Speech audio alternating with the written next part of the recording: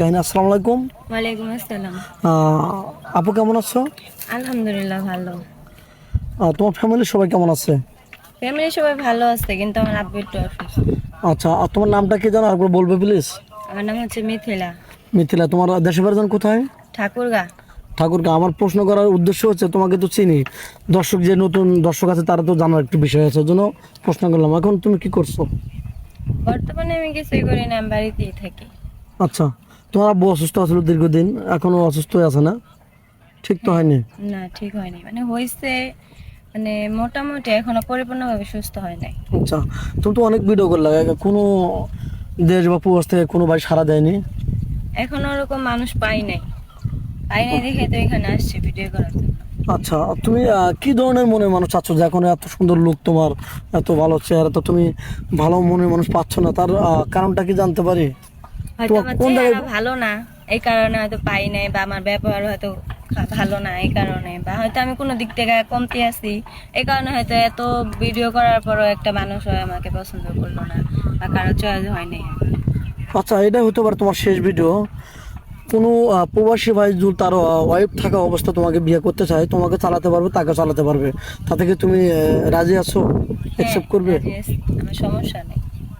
সে আচ্ছা, যদি তার ওয়াইফকেও দেখে, যদি আমাকে দেখে, তো আমার কোনো সমস্যা নেই। কোনো প্রবাসী ভাই যদি তোমাকে বিয়ে করে বাংলাদেশে রেখে যায়, তুমি কি ওর পরকে লিপ্ত হবা? না, জীবনও না। যেহেতু আমার এই বিপদের টাইমে উনি আমার পাশে থাকবে, তাহলে ওনাকে কেন আমি পরবর্তীতে ছেড়ে দিব। আচ্ছা, তুমি পড়াশোনা কতটুকু করেছো? এসএসসি পাস করছি। এসেছে, বাস করছো না? তুমি তো মুসলমান, জি, নামাজ কালাম তো পড়া হয়। অবশ্যই।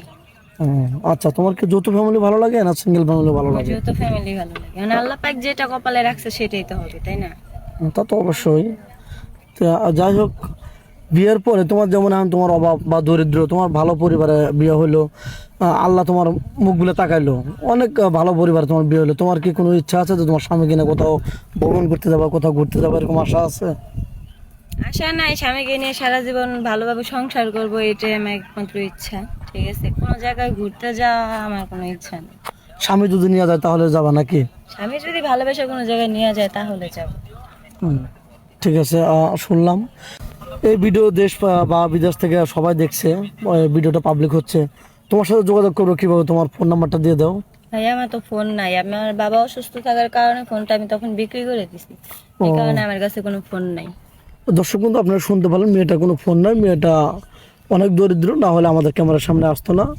যদি তার টাকা পয়সা থাকতো তাহলে ভালো একটা পরিবারে বিয়ে হতো তার। তো যা প্রতিটা মানুষের জীবনে স্বপ্ন থাকে, হয়তো মেয়েটারও জীবনের স্বপ্ন ছিল, কিন্তু এ পর্যন্ত পূরণ হচ্ছে না।